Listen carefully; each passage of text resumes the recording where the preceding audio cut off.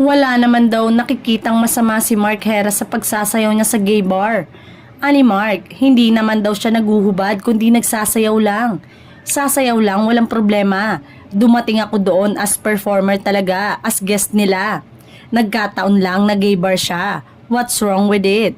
Palag ni Mark sa interview ni Tony Gonzaga. Hindi naman ako naghubad. I perform, I dance hip-hop. Gate pa ng first ultimate male survivor ng talent competition show na Starstruck. Inamin naman ni Mark na naging loyal siya sa GMA Network ng 21 years dahil umano akala niya na sa pagtumanda na siya ay kahit papano ay baka tulungan siya ng network. Wala naman umano siyang sama ng loob sa GMA Network, ngunit sana ay maayos na siya ngayon ang kanyang showbiz career dahil binibigyan pa rin naman siya ng show ng GMA7 kahit hindi na ito hinahandle ng Sparkle. Sayang nga yung Widow's War dahil maganda pa naman ang role niya na napunta kay Royce Cabrera.